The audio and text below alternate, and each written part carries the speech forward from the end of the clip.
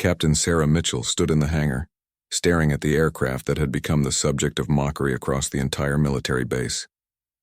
The sleek, dark machine looked nothing like the traditional helicopters lined up beside it. Its angular design and strange coating made it appear almost alien compared to the standard military fleet. Whispers and laughter echoed through the massive space whenever she walked past with her team. "There goes the woman with the invisible failure," one pilot had joked loudly that morning in the mess hall. Sarah had kept walking, her jaw clenched, refusing to give them the satisfaction of a response. She had heard it all before. A waste of taxpayer money, they called it. A flying coffin, others sneered. Some questioned why a female pilot had been given such an expensive project in the first place. The Ghosthawk, as it was officially designated, had been in development for 3 years. Sarah had been handpicked to lead the test flight program, chosen for her exceptional skills and steady nerves. But none of that mattered to her critics. All they saw was an unconventional aircraft that looked wrong, flew differently, and challenged everything they thought they knew about aerial combat. Her co-pilot, Lieutenant James Rodriguez, approached with 2 cups of coffee. He was one of the few who believed in the project. "Don't let them get to you, Captain," he said, handing her a cup. They laughed at the Wright brothers, too. Sarah managed a small smile. The Wright brothers didn't have to deal with budget committees threatening to shut them down every other week. She took a sip of the bitter coffee, welcoming its warmth. The hangar was always cold before dawn. The previous week had been particularly brutal. During a demonstration for high-ranking military officials, the Ghosthawk had performed perfectly from a technical standpoint. It had flown exactly as designed, its systems functioning flawlessly. But the observers had been unimpressed. "It's too slow," one general had complained. "It doesn't have the firepower of our current fleet," another had added. The most damning comment had come from a colonel who declared it a solution looking for a problem. What they didn't understand, what they refused to see, was that the Ghosthawk wasn't designed to be faster or more heavily armed. It was designed to be invisible. The strange coating that made it look so unusual was actually an advanced stealth material that absorbed radar waves. The odd angles weren't aesthetic choices, but carefully calculated surfaces that deflected enemy detection systems. Every unconventional feature had a purpose. Sarah ran her hand along the aircraft's surface. The material felt different from standard metal, almost like touching something that wasn't quite there. The engineering team had worked countless hours perfecting the formula. Dr. Chen, the lead scientist, had explained that the coating contained microscopic particles that disrupted electromagnetic waves. Sarah didn't fully understand the physics, but she understood the result. This aircraft could fly into enemy territory completely undetected. "Captain Mitchell, you have visitors," a voice called from the hangar entrance. Sarah turned to see her commanding officer, Colonel Barnes, walking toward her with 2 men in dark suits. Her stomach tightened. Suits usually meant more bad news, more questions about costs, more threats to cancel the program. "Gentlemen, this is Captain Sarah Mitchell, our lead test pilot," Colonel Barnes said. His tone was formal, revealing nothing. "Captain, these representatives are from the Department of Defense. They'd like to discuss the Ghosthawk project." The taller of the 2 men extended his hand. "Captain Mitchell, we've been reviewing your reports. Quite impressive reading." His handshake was firm but brief. "I'm Agent Morrison, and this is Agent Webb. We understand the project has faced some criticism." Sarah chose her words carefully. "The Ghosthawk represents a completely new approach to aerial operations, sir. It challenges conventional thinking, which naturally creates resistance." Agent Webb circled the aircraft slowly, examining it from every angle. "We've read the technical specifications. On paper, it's revolutionary, but paper doesn't win wars. Can this thing actually perform in real combat conditions?" Before Sarah could answer, a loud laugh echoed from across the hangar. Major Kendrick, one of her most vocal critics, was walking past with a group of other pilots. "Better ask if it can perform in any conditions," he called out, making sure his voice carried.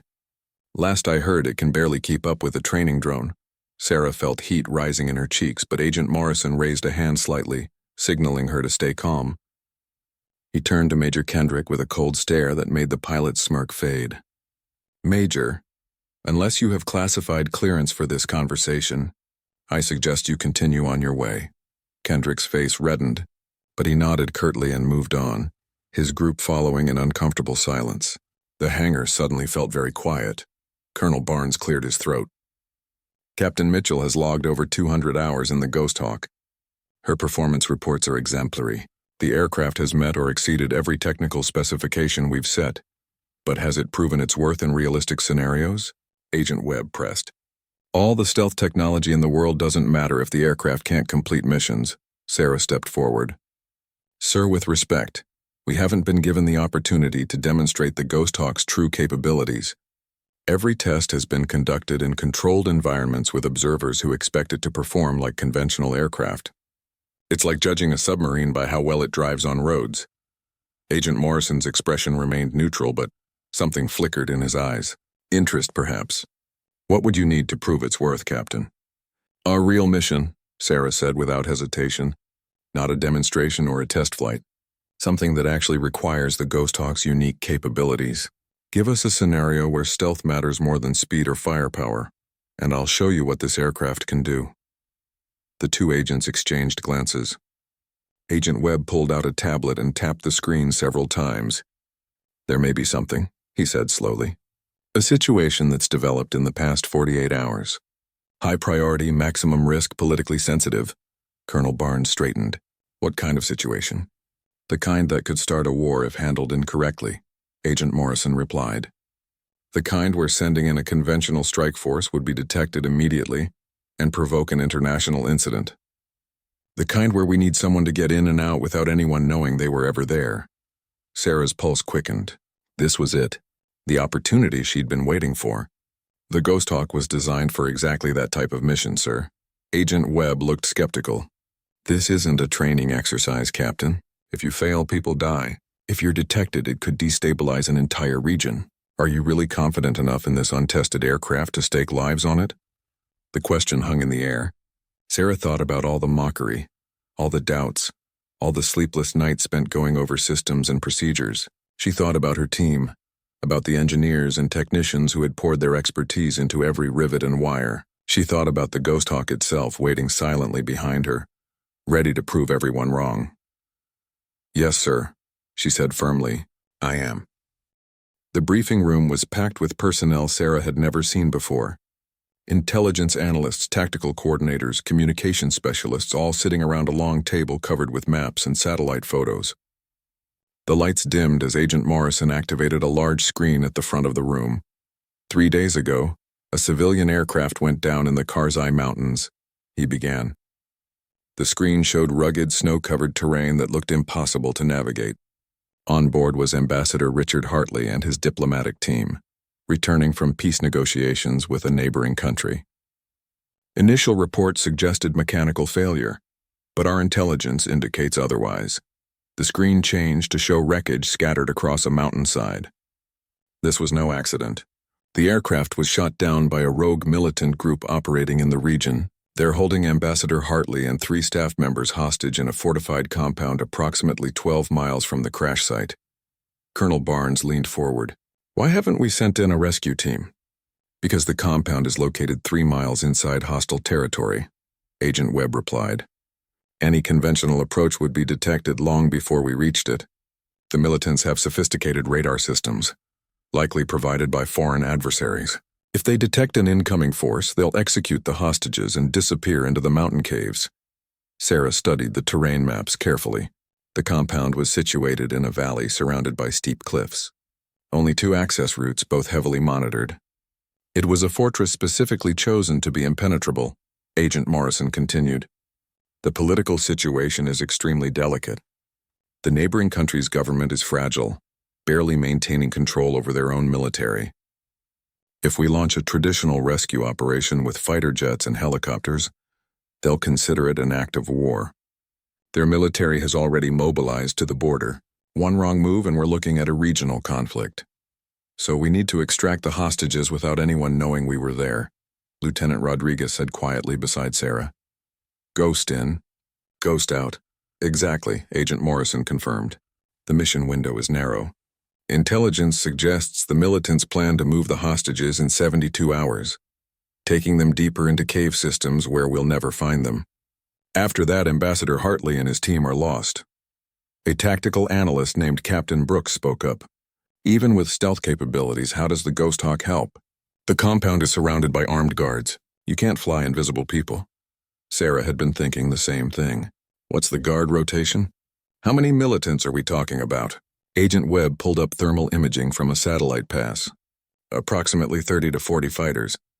They rotate guards every 6 hours. The next rotation happens at 0300 hours. There's a 15-minute window when most of the exterior guards move inside for the changeover. That's when the perimeter is weakest. 15 minutes to land, locate the hostages, extract them, and leave. Colonel Barnes said slowly. That's impossible. For a conventional rescue team, yes, Sarah agreed. But the Ghosthawk isn't conventional. We don't need to fight our way in or out. We just need to not be seen. She turned to Agent Morrison. Do we have interior layouts of the compound? The screen changed to show architectural drawings. These are 6 months old, but they're the best we have. The hostages are being held in the north building, 2nd floor. 2 guards posted outside the door, more patrolling the corridors. Sarah traced a path with her finger. The roof access. Is it monitored?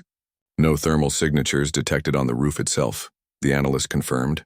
All their attention is focused on the ground approaches. An idea was forming in Sarah's mind. The Ghosthawk has minimal noise signature, especially in hover mode. If we approach from the east, using these cliffs as cover, we can position directly above the compound. The guard rotation creates a distraction below. We fast rope onto the roof, breach through to the 2nd floor, secure the hostages, and extract vertically before anyone realizes what's happening. Lieutenant Rodriguez pulled up the Ghosthawk's specifications on a tablet. Load capacity is tight with a full assault team. We'd need to keep the extraction force minimal. 4 operators plus the flight crew, Sarah calculated. 2 pilots, 4 special forces for the extraction, plus 4 hostages on the return trip. We'd be at maximum weight, but within operational parameters. Major Davis from Special Operations had been silent until now. He stood and walked to the map. Captain Mitchell, no disrespect to your aircraft, but my team has trained for years on hostage rescue. We know how to breach, clear rooms, handle hostages under stress. With all due respect, you're a pilot, not a tactical operator. How do you plan to coordinate an extraction you've never rehearsed? It was a fair question, and Sarah knew her answer would determine whether this mission happened or not. I don't plan to coordinate it, Major. That's your expertise. I'm proposing a partnership. Your team handles the extraction on the ground. My team handles getting you there and back without being detected. We each do what we're trained for. Major Davis studied her for a long moment. You're talking about flying into a combat zone in mountainous terrain at night, maintaining a hover position over a hostile compound while my team works. One mistake, one engine flutter, and we're all dead or captured. Yes? Sarah said simply. That's exactly what I'm talking about. But it's also what the Ghosthawk was designed to do. Every system on that aircraft was built for this exact scenario. Agent Morrison stepped in. Major Davis, we've reviewed all available options. Conventional assault is politically impossible. Long-range weapons risk killing the hostages. Negotiation with the militants has failed. This is our last viable option. Viable is generous, Colonel Barnes muttered. It's a tremendous risk. Everything is a risk, Sarah countered. But leaving Ambassador Hartley and his team to die is a certainty. At least this way, they have a chance. The room fell silent as everyone processed the implications. This wasn't a training exercise or a demonstration for skeptical officials. This was real.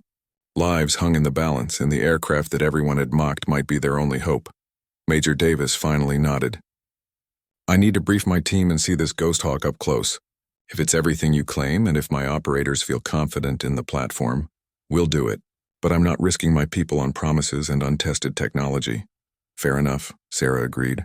Come to the hangar. I'll show you everything. Over the next 6 hours, Sarah and her team demonstrated every aspect of the Ghosthawk's capabilities. Major Davis and his Special Forces operators examined the aircraft with professional skepticism, asking pointed questions about weight distribution, rope anchor points, noise levels, and emergency procedures. Dr. Chen arrived to explain the stealth coding. The radar-absorbent material doesn't just hide you from detection systems, he explained. It also dampens heat signatures and reduces acoustic profiles. In hover mode at 200 feet, the Ghosthawk produces less noise than a standard car engine at ground level. One of the Special Forces operators, Sergeant Miller, ran his hand along the fuselage. What about durability? If we take fire, does this coating protect us? It's not armor, Dr. Chen admitted. The material is designed for stealth, not protection. You're depending on not being detected in the first place. Great, Miller muttered. So if they do see us, we're sitting ducks. If they see you, you've already failed, Sarah pointed out. The whole concept is to complete the mission before anyone knows you're there. Speed and stealth, not firepower. Lieutenant Rodriguez pulled up a flight simulation on the hangar's computer system. We've run this approach pattern 300 times in the simulator. The terrain is challenging, but the Ghosthawk's flight characteristics are perfect for mountain operations. Low altitude, high maneuverability, stable hover platform. Major Davis watched the simulation carefully. What's your abort plan? If something goes wrong, how do we extract safely? Sarah had prepared for this question. She pulled up an alternative route map. Primary extraction is vertical from the compound roof. If that's compromised, we have a secondary landing zone here, 800 meters east. Your team would need to fight their way out on foot to that location. But the Ghosthawk could pick you up there with less exposure. Fighting our way out defeats the purpose of stealth, Sergeant Miller observed. It's an emergency option only, Sarah acknowledged. The goal is to never need it. But I won't send anyone into a situation without a backup plan. The briefing continued deep into the afternoon. Weather patterns were analyzed. Equipment was checked and rechecked. Communication protocols were established. Every detail mattered because there would be no second chances. As the sun began to set, Major Davis gathered his team for a private conversation. Sarah watched them through the hangar windows, knowing her entire mission depended on their decision. After 20 minutes, Davis returned alone. My team has concerns, he said bluntly, but they also recognize that this is our best option. We're in, Captain Mitchell. But understand this. If your aircraft fails, if it's detected, if anything goes wrong with the platform, it's not just the mission that fails. It's all of us. Sarah met his gaze steadily. I understand completely, Major. The Ghosthawk won't fail you. You have my word. Then we launch at 2200 hours, Davy. The Ghosthawk lifted off at exactly 2200 hours under a moonless sky. Sarah felt the familiar vibration of the aircraft through her controls, different from conventional helicopters but reassuring in its own way. Beside her, Lieutenant Rodriguez monitored the navigation systems while behind them. Major Davis and his 4-person extraction team sat in tense silence. The flight path had been carefully planned to avoid all known radar installations and patrol routes. They would fly low, using terrain masking to stay invisible even to the naked eye. The first leg of the journey took them over friendly territory, but that would change soon enough. All systems nominal, Rodriguez reported quietly. Stealth coding active and functioning. We're invisible to their systems. Sarah allowed herself a small measure of confidence. Everything they had built, everything they had promised was now being tested in real conditions. The Ghosthawk flew smoothly through the darkness, its specialized engines producing minimal sound and heat. 30 minutes into the flight, they crossed into disputed territory. Sarah's hands tightened on the controls, though she kept her movements smooth and controlled. Below them, scattered lights marked small villages and military outposts. Any one of them could have radar systems capable of detecting a conventional aircraft. Approaching first checkpoint, Rodriguez announced. Enemy radar installation 2 miles north. They should be sweeping this area right now. Everyone in the aircraft seemed to hold their breath. On the radar display, Sarah could see the sweeping pattern of the enemy system passing right over their position. The Ghosthawk's coding was designed for exactly this moment, absorbing and deflecting the radar waves instead of bouncing them back. Seconds ticked by. The enemy radar sweep passed over them twice, then continued its routine pattern without any change. No alarms, no response, no indication they had detected anything unusual. We're clear, Rodriguez breathed. They didn't see us.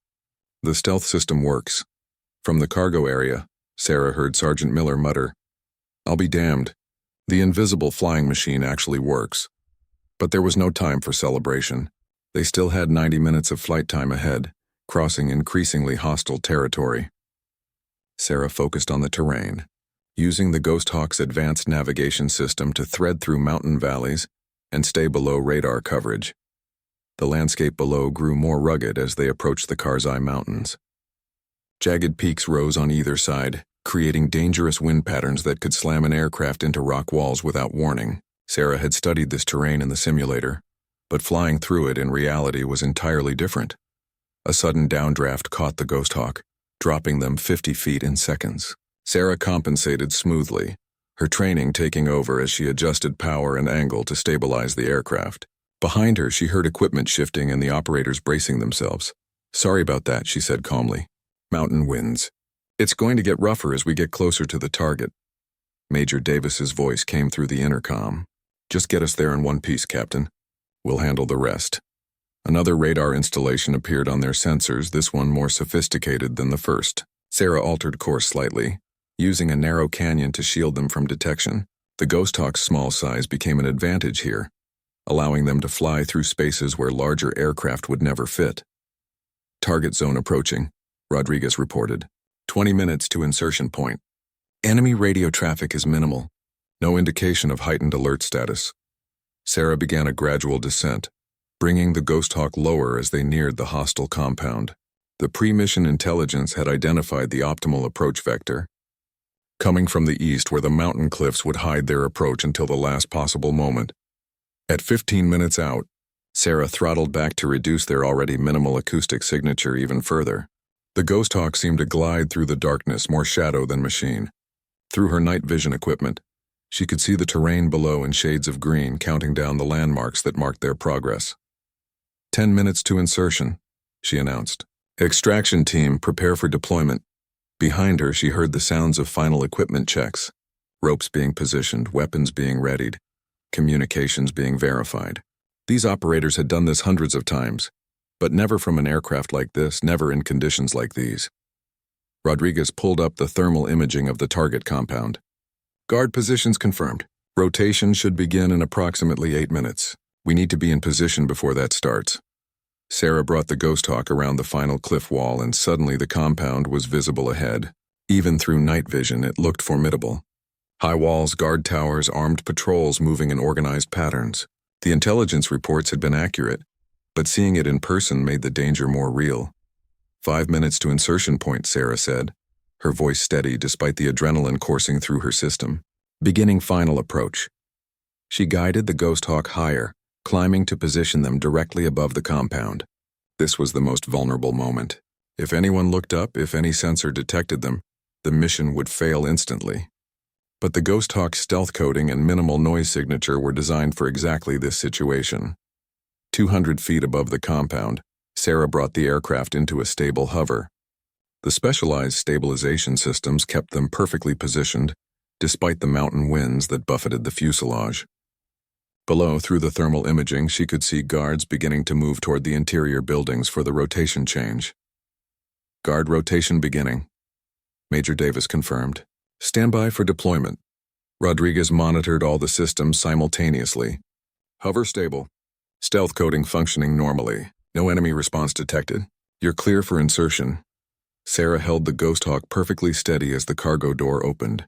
Cold mountain air rushed into the cabin, carrying the smell of snow and wood smoke from the compound below. She heard rather than saw the fast ropes being deployed, their muted sound almost lost in the gentle hum of the engines. "Rope secure," one of the operators reported. "Going now." 4 shadows dropped from the Ghosthawk, sliding down the ropes with practiced efficiency. Sarah watched on the thermal display as they touched down on the compound roof, quickly detached from the ropes and moved toward the roof access. The entire insertion took less than 30 seconds. "Extraction team on the ground," Major Davis reported. "Beginning breach. Maintain position." Now came the hardest part for Sarah, waiting. The Ghosthawk hovered silently above the compound while below, the extraction team moved to rescue the hostages. Every second felt like an hour. She had to keep the aircraft perfectly positioned, ready to extract the team at a moment's notice while remaining completely undetected.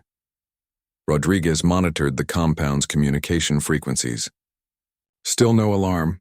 They don't know we're here." Through her headset, Sarah could hear the extraction team's communications, terse commands, position updates, the controlled urgency of professionals executing a dangerous plan. They had reached the second floor and were moving toward the room where the hostages were held. "Contact," Major Davis whispered suddenly. 2 guards at the target door. "Taking them now." Sarah's hands tightened on the controls, but she kept the Ghosthawk steady. Below, she knew the team was using silenced weapons and hand-to-hand combat to neutralize the guards without alerting the entire compound. Every action had to be silent and visible, like ghosts moving through the building. Guards down, Davis reported.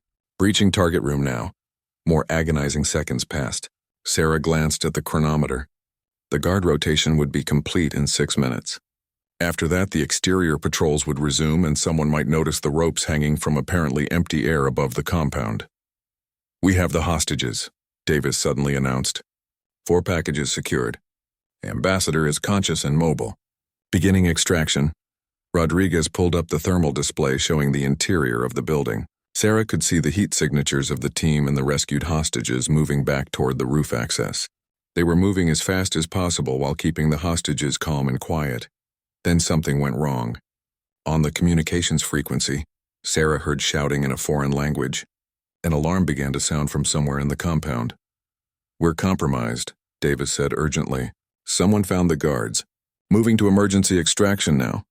The roof access door burst open and the extraction team emerged with the hostages. Sarah could see the confusion and fear on the faces of Ambassador Hartley and his staff, but the operators were already hooking them to the extraction ropes. "Hurry," Sarah urged quietly, though she knew they couldn't move any faster. Below, lights were coming on throughout the compound. Armed militants were running toward the buildings trying to find the source of the alarm. The first hostage was clipped to a rope.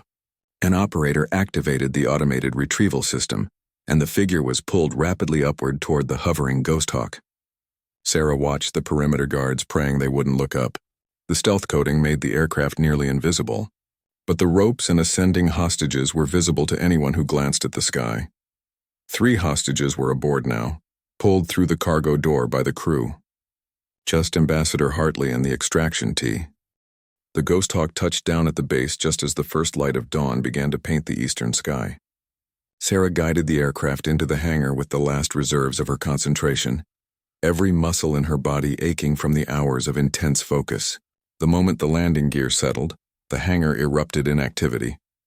Medical teams rushed forward to attend to the rescued hostages and injured operators. Ground crew surrounded the Ghosthawk, beginning immediate post-flight inspections. Sarah went through the shutdown procedures methodically, her hands moving on autopilot through checks she had performed hundreds of times.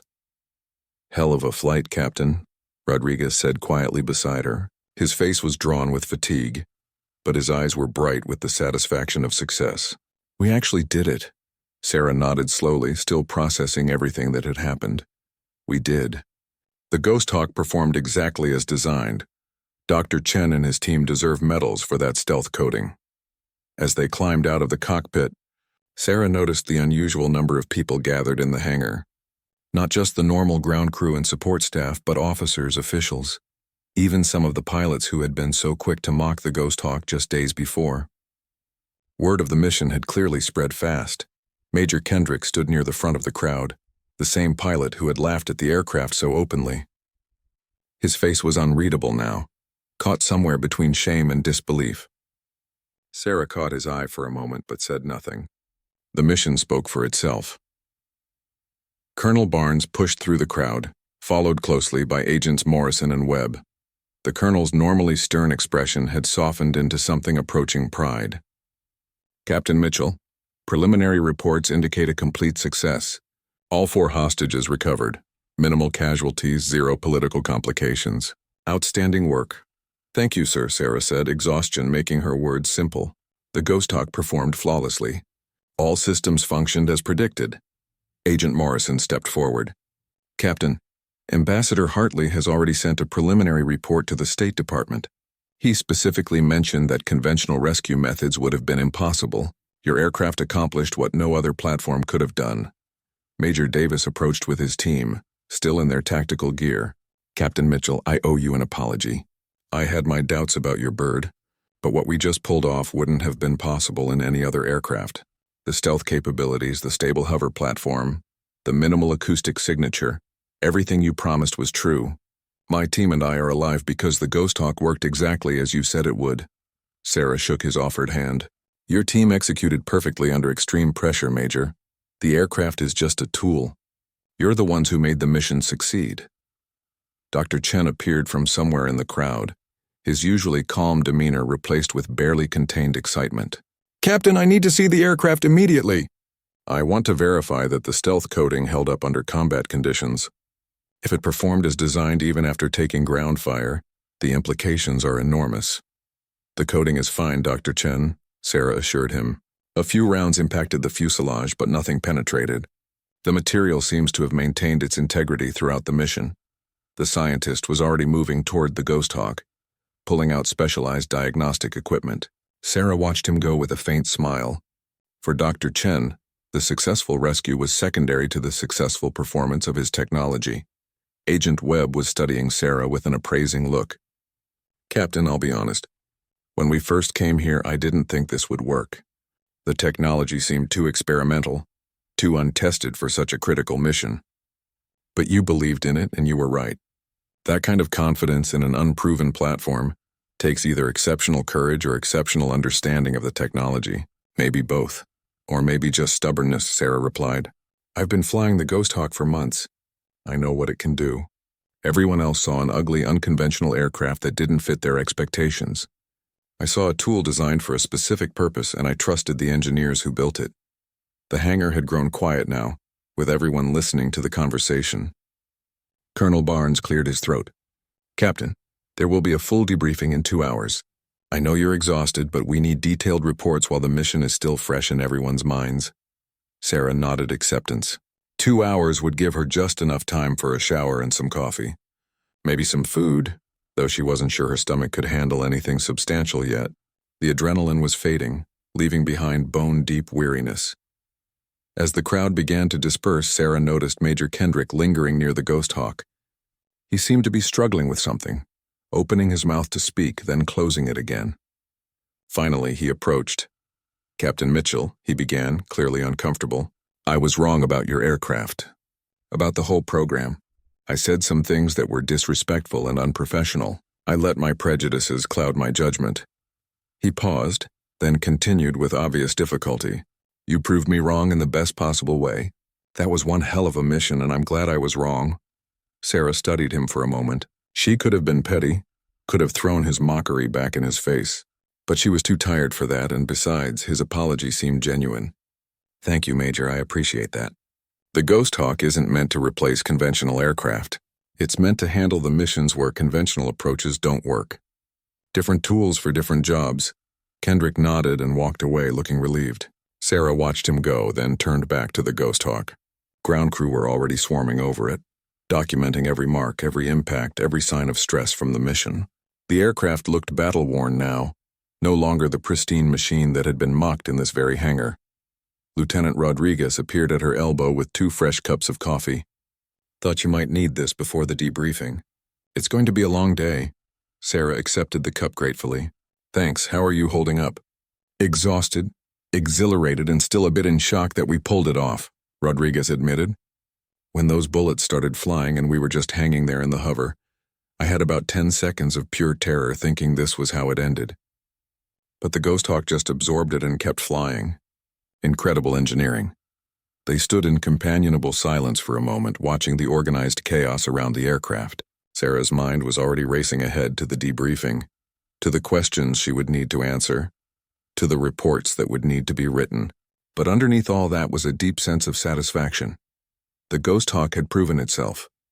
Not in a controlled test environment or a demonstration for skeptical officials, but in actual combat conditions where lives depended on its performance. Every system had worked. Every design choice had been validated.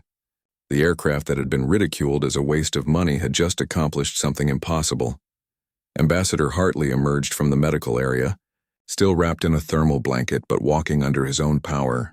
He spotted Sarah and changed direction to approach her. Up close, she could see the exhaustion and trauma on his face, but also profound gratitude. "Captain, I wanted to thank you again personally," he said, his voice stronger now than it had been on the aircraft. "My team and I had accepted that we were going to die in that compound. We had made peace with it. Then suddenly these operators appeared out of nowhere like something from a movie. When they told us we were being extracted by air, I thought they were insane. We were in the middle of a heavily guarded compound. But then we were on that rope, being pulled up into an aircraft we couldn't even see in the darkness. It was like being rescued by ghosts. Sarah smiled slightly at the description.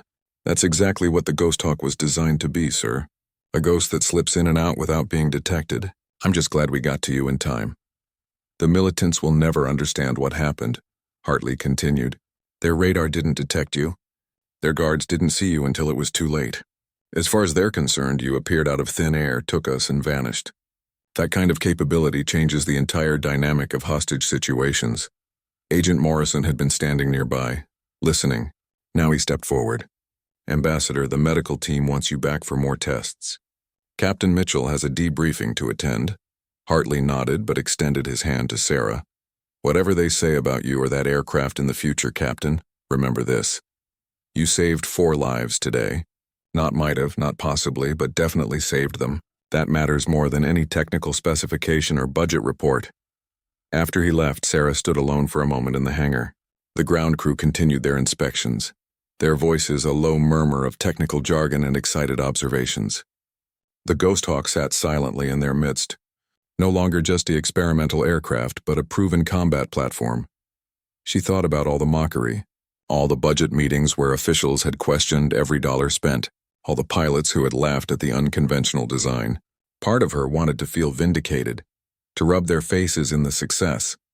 But mostly, she just felt tired and grateful that the mission had succeeded. Dr. Chen called out from beneath the aircraft. Captain Mitchell, you need to see this. Sarah walked over to where the scientist was examining the fuselage with a specialized scanner. 6 months had passed since the successful hostage rescue mission.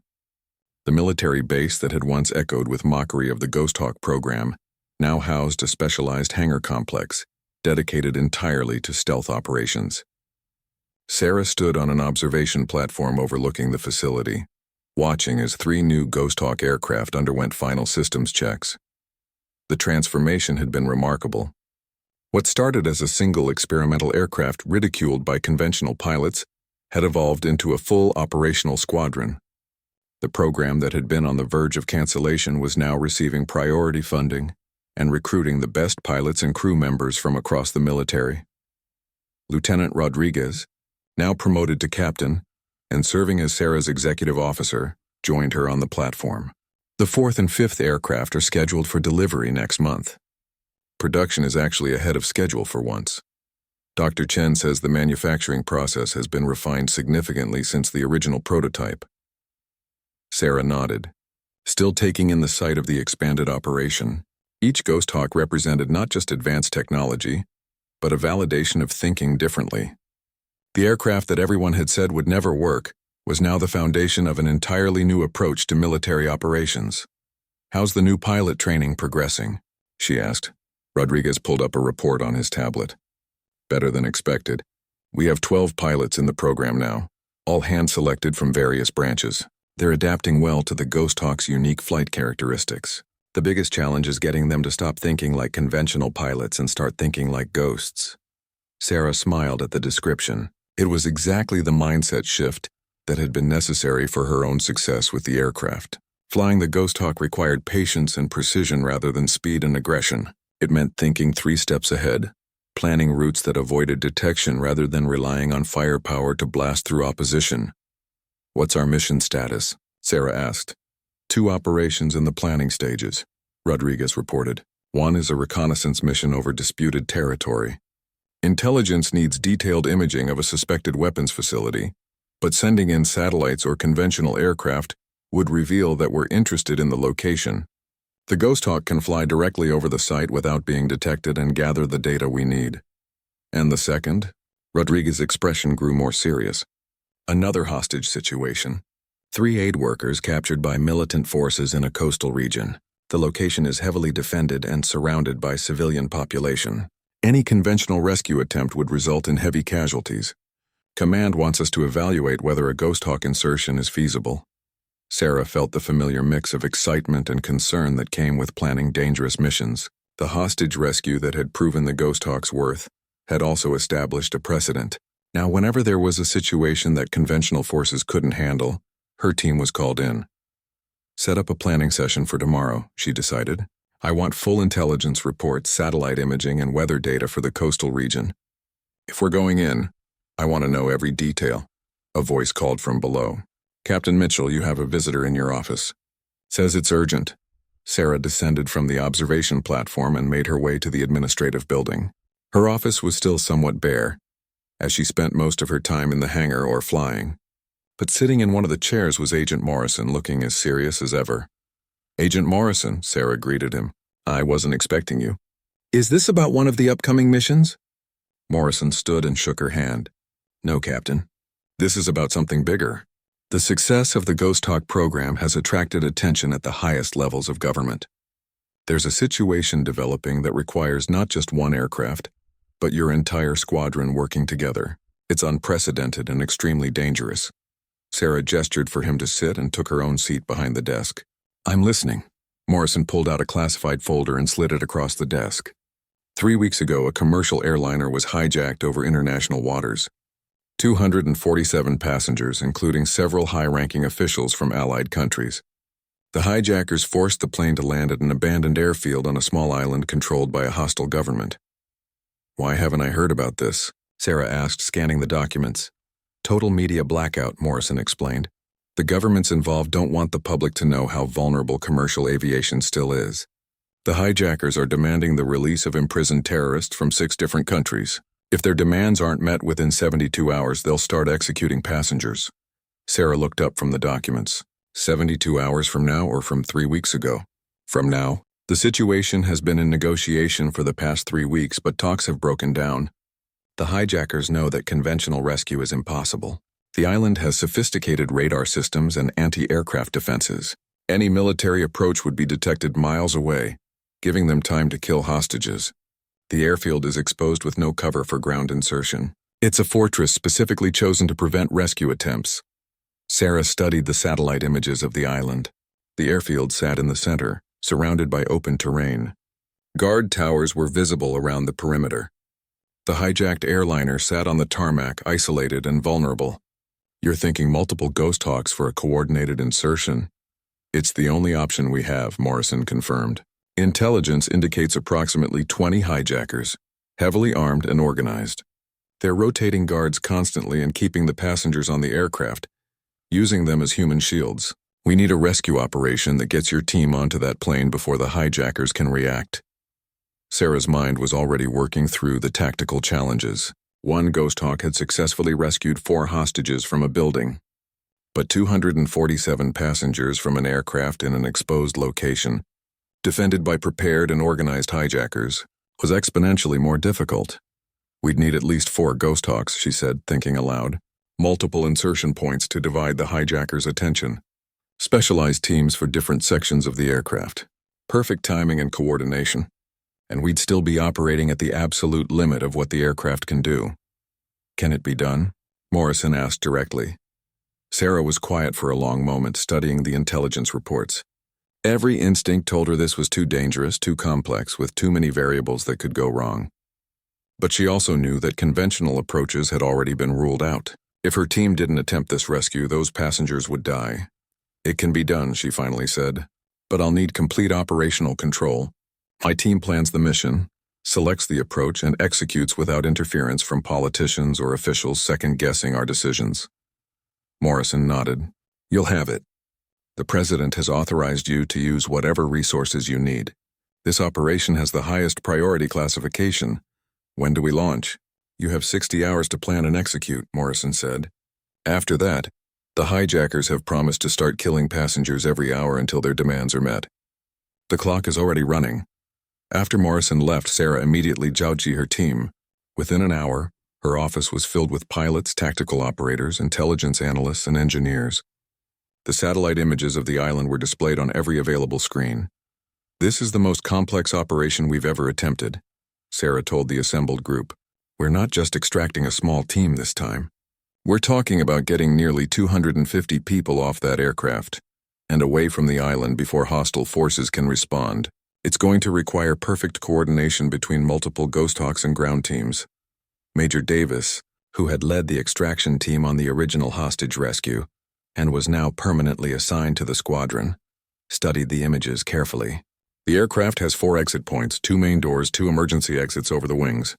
If we can secure all 4 simultaneously, we can evacuate passengers at maximum speed. but that requires 4 separate teams hitting their marks at exactly the same time. Captain Hayes, one of the newly trained Ghosthawk pilots, raised a concern. The island's radar systems will eventually detect something even with our stealth coding, especially with 4 aircraft operating in the same area. We'll have a limited window before they figure out something's wrong. Dr. Chen, who had been invited to the planning session, addressed this concern. The stealth coding isn't perfect, especially when multiple aircraft are operating in close proximity.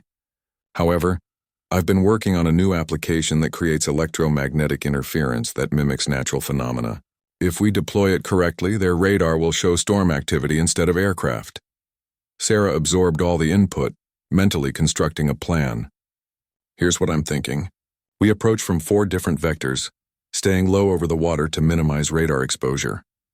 Dr. Chen's interference system makes us look like a weather pattern moving in. We time our arrival for just before dawn, when visibility is lowest and the guards are most fatigued. She pointed to the satellite image. 4 Ghosthawks, 4 extraction teams. We land simultaneously at each exit point of the aircraft.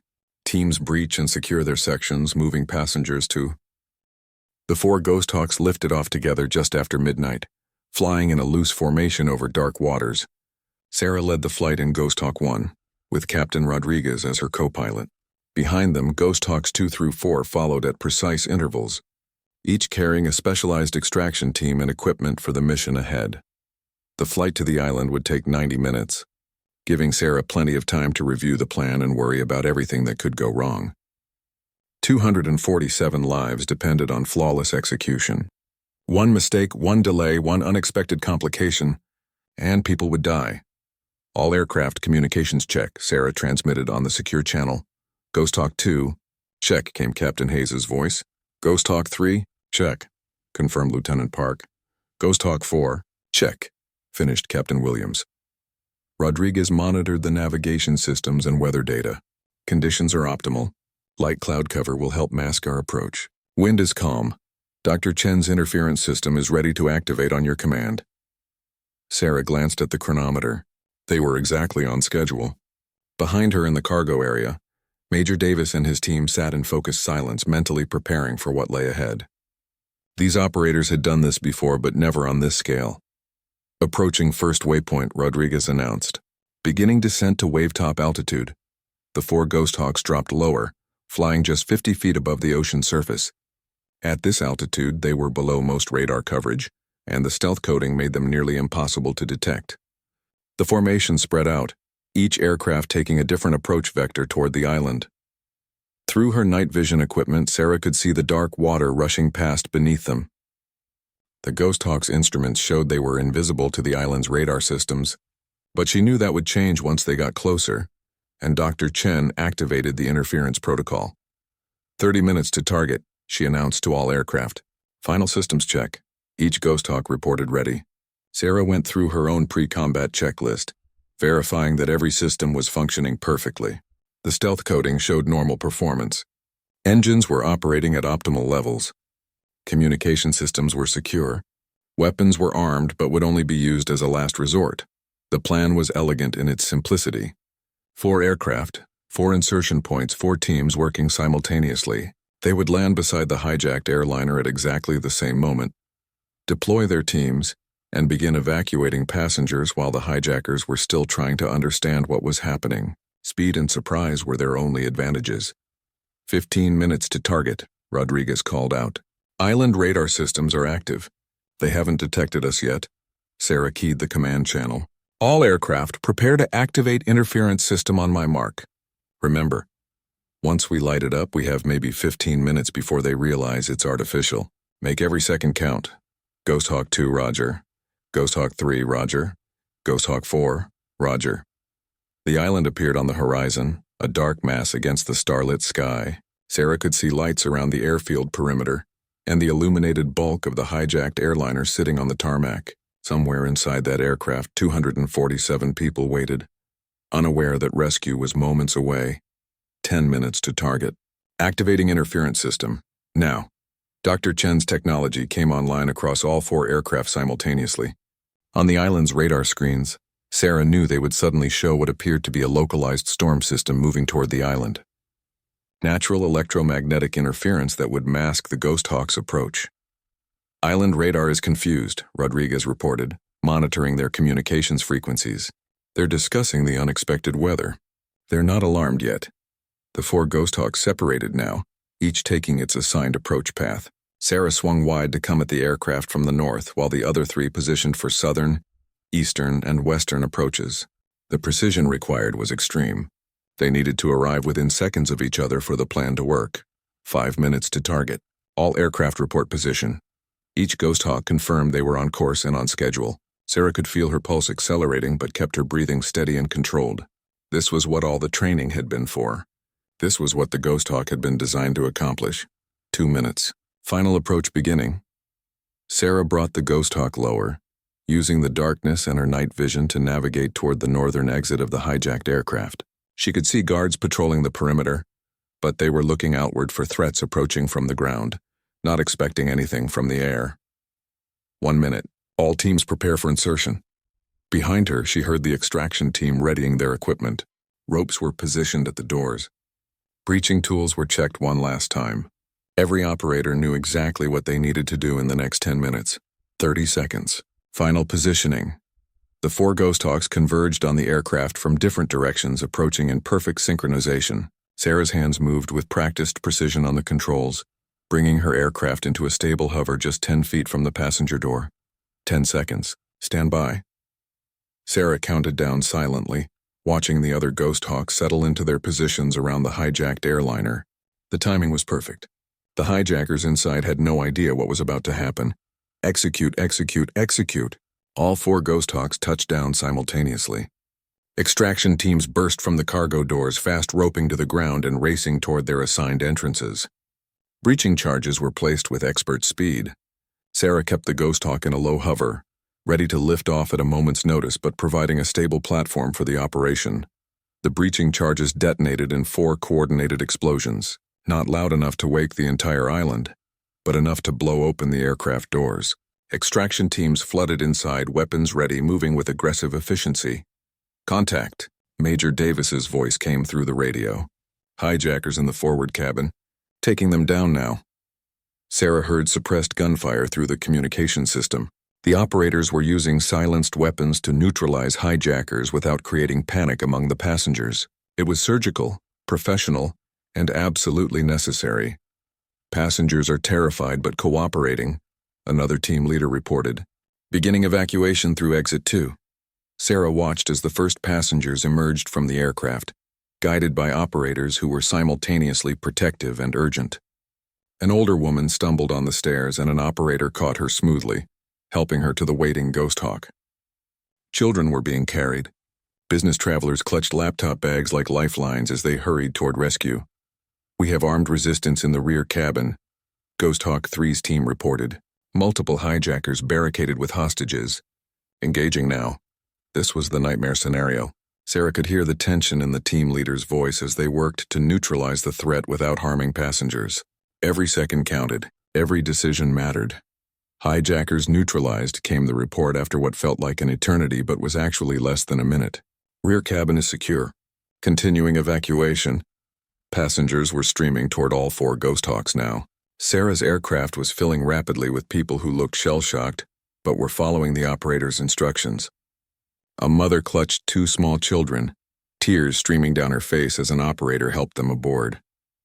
A businessman with a bandaged arm was assisted up the stairs by a medic. Ghosthawk 1 is at capacity, Rodriguez announced. 46 passengers aboard. Ghosthawk 2 at capacity, Hayes reported. 48 passengers. Ghosthawk 3 at capacity. 51 passengers. Ghosthawk 4 approaching capacity. Still loading. Sarah monitored the chronometer. 7 minutes had elapsed since touchdown. They were ahead of schedule, but she could see activity increasing around the island.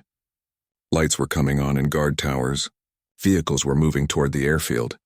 Enemy response incoming, she warned all teams. We need to wrap this up now.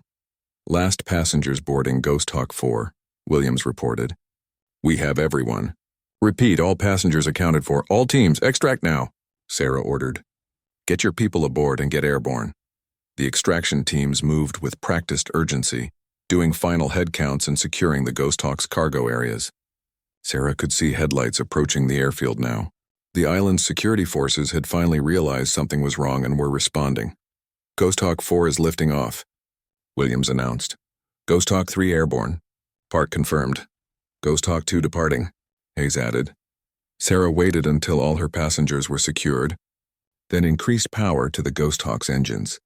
The aircraft lifted smoothly despite being loaded well beyond normal capacity.